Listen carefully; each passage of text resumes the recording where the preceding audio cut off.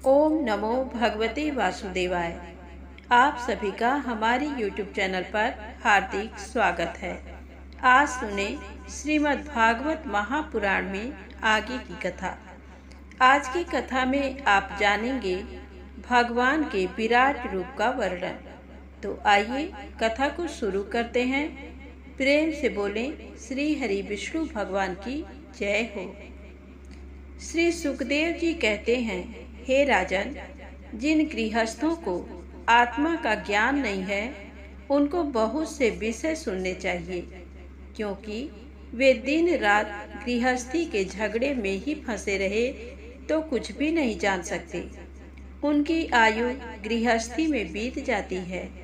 हे राजन, जो शास्त्र की विधि अथवा निषेध को ग्रहण नहीं करते हैं तथा जो ब्रह्म में लय हो गए, वे ही भगवान श्रीहरि के गुणानुवादों को श्रवण करके प्रसन्न हुआ करते हैं। मैं जिस पुराण का वर्णन कर रहा हूँ वह श्रीमद् भागवत के नाम से प्रसिद्ध है। जो इसको सुना करता है उसको निष्काम भक्ति प्राप्त होती है। जब दीर्घ काल तक जीते रहने पर भी उसके जान लेने में समर्थ नहीं होते, तब उस दीर्घ जीवन को निष्फल जानना चाहिए। यदि जीवन का मुहूर्त भी इस ज्ञान का लाभ कर ले तो उस जीवन को ही उत्तम कहा गया है।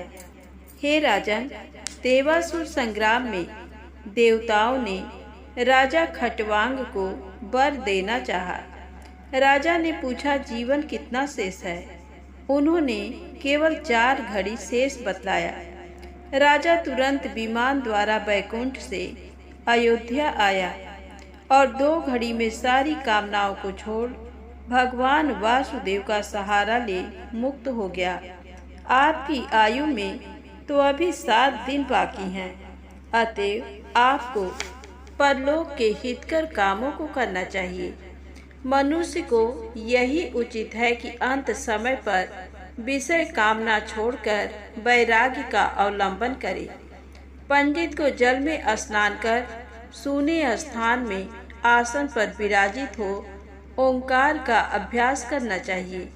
सांस रोककर मन को दमन करना चाहिए।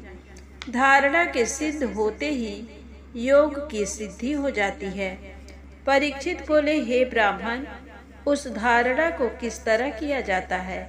श्री सुखदेव जी ने कहा, हे राजन, मैं भगवान के विराट स्वरूप का वर्णन करता हूँ, सो आप एकाग्र चित्त सुनिए।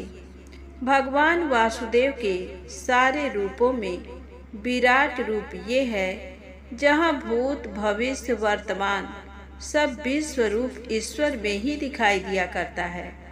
भूमि जल अग्नि पवन आकाश अहंकार महतत्व ये 7 आवरण समेत देह में विराट पुरुष विद्यमान है। सो इन धारणा का आश्रय भगवान से ही है। सर्वव्यापी भगवान के चरण मूल से पाताल और एड़ी में रसातल जानना। एड़ी के ऊपर गांठों के हिस्सों में महातल, उसकी जांग में तलातल है। सुतल लोक उसकी दोनों जानुओं में है। बीतल व अतल लोक दोनों उरु में हैं। जंघों में महातल विद्यमान है। नाभि में नभ स्थल है। हृदय में स्वर्ग है। महालोक ग्रीवा में, जनलोक बदन में और तपलोक उनके ललाट में है। बाहु में तेजोमय इंद्र इत्यादि, कानों में सारी दिशाएं, स्रोत में शब्द, नासिका में अश्विनी कुमार, घ्राणेन्द्रिय में गंध और मुख में प्रकाशमान अग्नि अवस्थान करते हैं। नेत्र गोलक अंतरिक्ष सूर्य उनकी आँख है। दिन रात भगवान के दोनों पलक हैं। ब्रह्म पद भावों का चलना है। तालु इनका जल है। जीभ रस है। सिर अनंत वेद है। दाढ़ यमराज हैं। स्नेह दांत, माया हंसी, विश्व की रचना उनका कटाक्ष है। ऊपर का ओठ लज्जा, निचला ओठ लोभ, हृदय धर्म, पीठ अधर्म का मार्ग और उपस्थ प्रजापति हैं। अंडकोश मित्रा वरुण, और सातों समुद्र उस विराट पुरुष की कोख हैं। उनके हाड़ सारे पहाड़ हैं, उनकी नाड़ी सारी नदियां हैं, देह के रुएं सारे पेड़ हैं। हे परीक्षित, भगवान श्रीहरि विश्व रूप हैं। पवन को उनका सांस जानना चाहिए। गति, अवस्था, गुण, प्रवाह और संसार को उस ईश्वर का कर्म समझना चाहिए। उनके मस्तक के केस घटा हैं, संध्या उनके कपड़े हैं, छाती प्रातः काल है और चंद्रमा उनका मन कहा गया है। महतत्व विज्ञान शक्ति है। श्री महादेव को उनका अंतःकरण जानना चाहिए। उनके नाखून हाथी, घोड़े, ऊंट और खच्चर हैं। नितंब मृग व पशु हैं। सारे पक्षी परमेश्वर के शब्द शास्त्र हैं। सारे मनुष्यों के मन परमेश्वर की बुद्धि है। गंधर्व, विद्याधर और चारण इत्यादि षड्ज, ऋषि, भादी 7 स्वर हैं। भगवान की स्मृति, उर्वशी इत्यादि अप्सरा हैं और उनका पराक्रम असुरों की सेना है। मुख ब्राह्मण, भुजा क्षत्रिय, उरु वैश्य, उनके पैर शूद्र हैं। देवताओं सहित यज्ञ को विराट पुरुष का वीर जानना चाहिए। मोक्ष की चाहना करने वाले इस स्थूल देह में मन को अपनी बुद्धि से धारण करते हैं। इसके परे कुछ विद्यमान नहीं है। जो केवल आत्मा का बुद्धि द्वारा अनुभव करके दर्शन किया करते हैं और बुद्धि द्वारा अनुभव करके दर्शन किया करते हैं और चित्त लगाकर परमेश्वर को भजते हैं, उनकी मुक्ति होती है। सारे मनुष्यों के मन परमेश्वर की बुद्धि है। गंधर्व, विद्याधर और चारण इत्यादि षड्ज, ऋषि, भादी 7 स्वर हैं। भगवान की स्मृति, उर्वशी इत्यादि अप्सरा हैं और उनका पराक्रम असुरों की सेना है। मुख ब्राह्मण, भुजा क्षत्रिय, उरु वैश्य, उनके पैर शूद्र हैं। देवताओं सहित यज्ञ को विराट पुरुष का वीर जानना चाहिए। मोक्ष की चाहना करने वाले इस स्थूल देह में मन को अपनी बुद्धि से धारण करते हैं। इसके परे कुछ विद्यमान नहीं है। जो केवल आत्मा का बुद्धि द्वारा अनुभव करके दर्शन किया करते हैं और बुद्धि द्वारा अनुभव करके दर्शन किया करते हैं और चित्त लगाकर परमेश्वर को भजते हैं, उनकी मुक्ति होती है। श्री सुखदेव जी ने कहा, हे परीक्षित, प्रलय के अंत में श्री ब्रह्मा जी प्रथम सृष्टि को भूल गए थे। श्री हरि ने उन्हें धारणा शक्ति दी जिससे वे फिर उसकी रचना कर सके। स्वर्ग इत्यादि के मिल जाने पर आदमी असत्य सुख कदापि नहीं भोग सकता। इसी वास्ते बुद्धिमान केवल प्राण धारण के उपयुक्त विषयों का ही भोग करते हैं। यदि भूमि है तो पलंग की क्या आवश्यकता, बाहु है तो तकिए का क्या प्रयोजन, अंजलि है तो गिलास का क्या, पेड़ों की छाल है तो कपड़ों की क्या आवश्यकता। भोजन है तो पेड़ों में फल लगा करते हैं। नदियों में जीवों के लिए ही पानी बहता है। कंदराओं में निवास करने को कौन मना करता है। भगवान श्री हरि अंतःकरण में स्वयं सिद्ध हैं। वे आत्म हैं। इस वास्ते उनका भजन करना चाहिए। उनका भजन करने पर माया मिट जाया करती है। मनुष्य के हृदय में जो 1 अंगुष्ठ के बराबर पुरुष निवास करता है वह 4 भुजा वाला है। चरण, पद्म, शंख और चक्र के चिन्हों से युक्त है। हाथ में गदा लिए, प्रसन्न मुख, खिली हुई आंखें, वस्त्र पीत वर्ण, हृदय में लक्ष्मी विराजित और गले में कौस्तुभ मणि शोभा पा रही है। गले में वनमाल पड़ी हुई है। मेखला, अंगूठी, पायजेब और कंकड़ इत्यादि गहनों से सुशोभित हैं। देह चिकनी, बाल घुंघराले, मुस्कान मधुर और मन को हरने वाली है। वे ईश्वर चिंतन करने पर प्रकट हो जाते हैं। दर्शन होने पर बुद्धि निर्मल हो जाती है। जिस समय भक्ति उत्पन्न हो तब आबाल क्रिया का अनुष्ठान कर उसके स्थूल रूप का चिंतन करना चाहिए। जब योगी शरीर छोड़ने की कामना करता है, तब एकाग्र चित्त से सुखासीन हो प्राण वायु को लय करता है। फिर मन बुद्धि को अपने दृष्टा में, उस दृष्टा को विशुद्ध आत्मा और आत्मा को परम ब्रह्म में लीन कर विश्राम पा लेता है।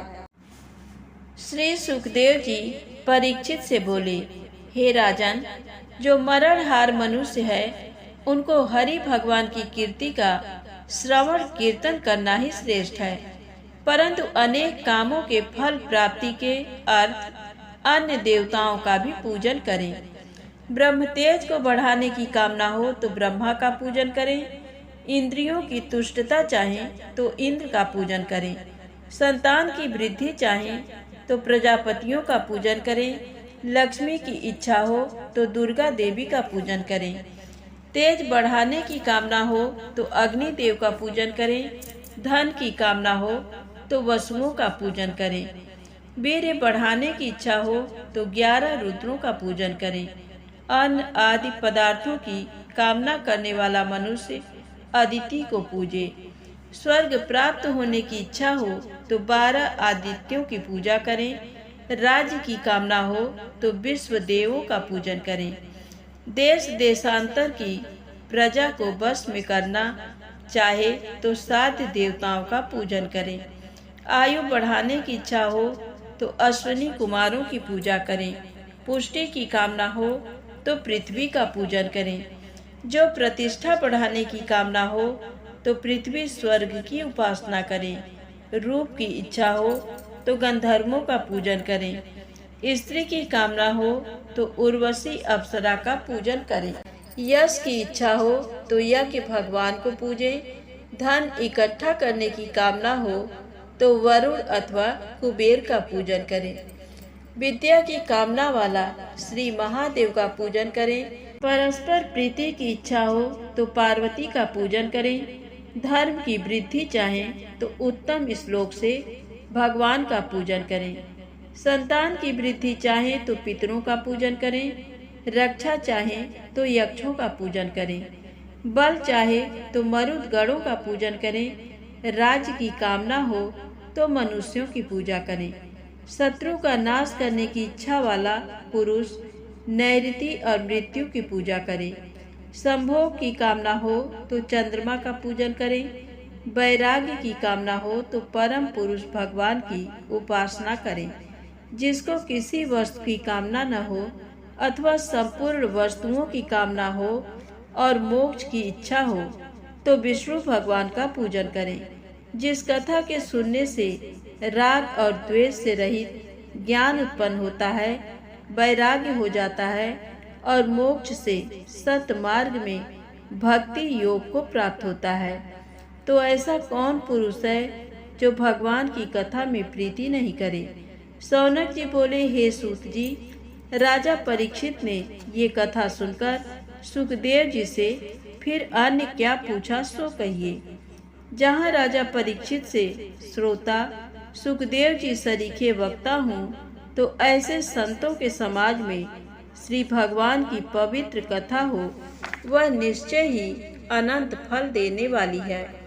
वृक्ष क्या नहीं खाते हैं, धौंकनी क्या श्वास नहीं लेती है, ग्राम के पशु क्या नहीं खाते हैं या विषय नहीं करते हैं, तैसे ही भगवान विमुख भी जीते हैं, सांस लेते हैं, विषय आदि में रत रहते हैं, लेकिन जिसके कानों के द्वारा भगवान का यश कभी नहीं पहुंचा, वे कान सांप के बिल के समान हैं। जिसके जीभ से परमेश्वर का नाम नहीं निकलता, वह मेढक के समान है। जो भगवान को नहीं झुकाया जाता, वह मस्तक केवल भार रूप है।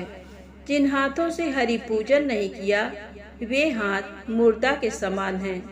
जिन नेत्रों से भगवान की झांकी न निहारी और महात्माओं का दर्शन नहीं किया, वह आँख मोर पंख के समान है। वह पत्थर हृदय से भी अधिक कठोर हैं, जो भगवान का नाम सुन द्रवीभूत न हो। हे सूत जी, तुम हमारे मन के अनुकूल कहते हो, इसलिए श्री सुखदेव जी ने जो कहा सो आप वर्णन कीजिए। आज की कथा यहीं समाप्त होती है। प्रेम से बोलें श्री हरि विष्णु भगवान की जय हो।